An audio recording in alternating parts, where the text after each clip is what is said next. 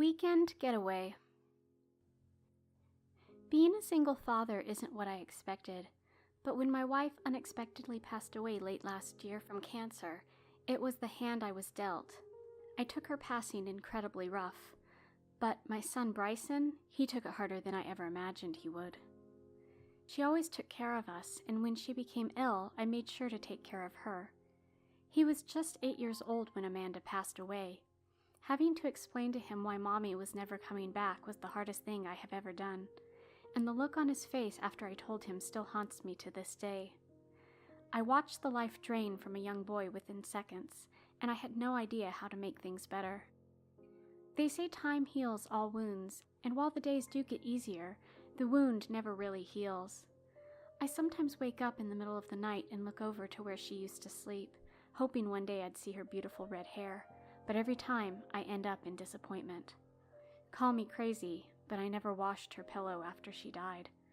I'd sometimes lay my head close to her pillow and close my eyes, smelling the coconut shampoo she used to use. All the happy memories would begin to build in my brain before I would drift off to sleep.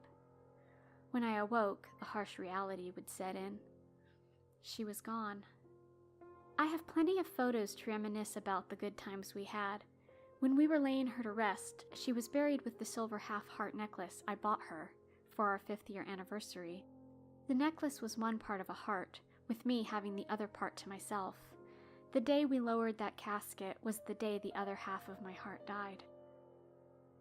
I felt bad for Bryson. He stopped talking shortly after Amanda passed away, and no matter how hard I tried, he'd never open up to me about anything.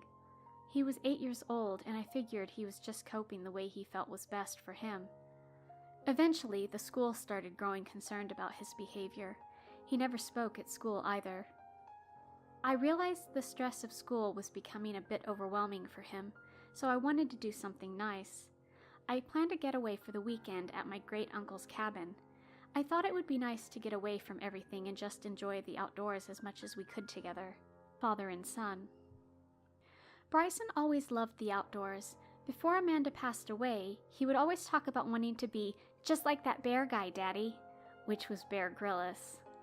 But once she was gone, his love of anything outdoors, or anything in general really, was gone as well.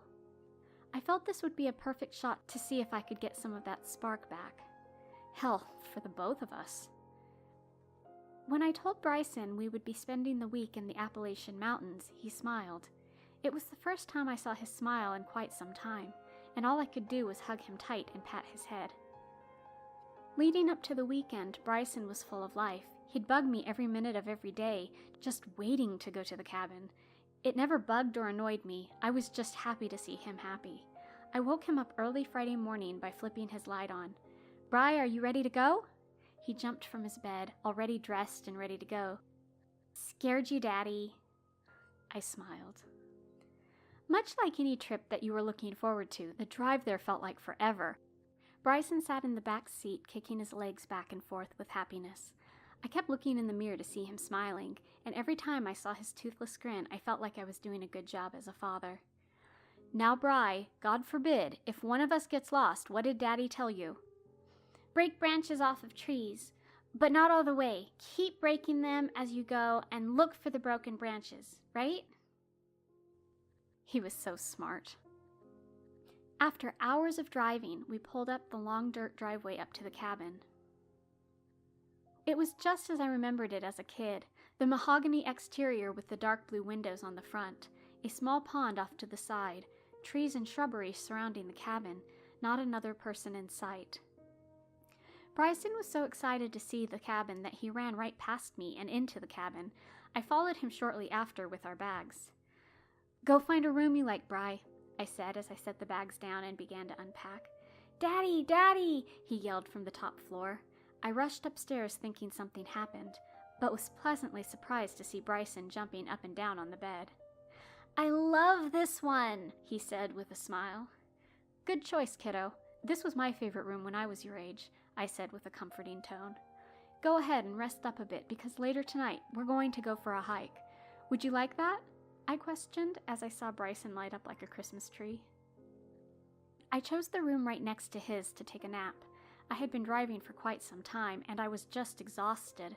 I knew Bryson was too. I set my alarm for 8 p.m. to wake up and get ready for a nighttime hike so we could see the bright stars. Bryson never saw the stars at their brightest due to the lights from the city, but he'd now get to see nature at its core. Plus, I brought a telescope so we could spot the various planets. I woke after a few hours abruptly. The cabin was quiet.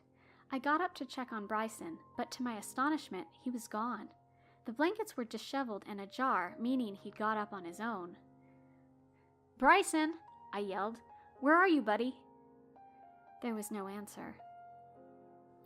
I walked down the stairs toward the ground floor when my worst nightmares came to life. The front door was open. "Fuck," I said to myself. I grabbed the flashlight and headed outside into the darkness. The light from the stars was a big help, but every time I called out for Bryson, there was no response. "Bryson!" I screamed into the wild unknown.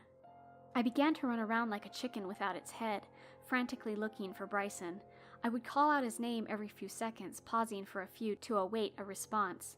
There was never a response. I found a small tree off to the side with one of its twigs broken almost in half, dangling like a torn ligament off a bone. Bryson remembered what I told him. As I walked along the deep woods, I kept my eyes out with the help of a flashlight for any broken branches that appeared to be done by Bryson. I found a bigger tree with a branch near Bryson's height that was almost torn in half. I began to call out to him. "Bryson!" I cried out. I closed my eyes and awaited a response. Off into the distance I heard his voice, a voice I had longed for. "Daddy!" I followed the voice down into an embankment when I saw a horrible sight. Bryson was pinned against a rock while a mountain lion slowly stalked him. I felt hopeless and helpless. I looked from the top of the embankment into Bryson's eyes, and I saw the fear. I flashed my light at the mountain lion, hoping to get its attention away from Bryson. It didn't work. The mountain lion maintained focus on Bryson. I had to do something, but no sudden movements. "Bryson, stay still, buddy. Daddy's coming," I said as I slowly walked down the embankment.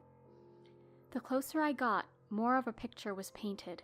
I saw Bryson's leg, which had a lump sticking out of the side. It was broken. He was crying in fear and pain, and I had to keep him calm.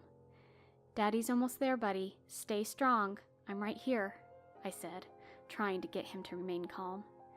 There was a lump in the back of my throat that I tried to swallow, but I couldn't. Just as I got close to Bryson, I looked over and saw 2 more mountain lions coming from the other side.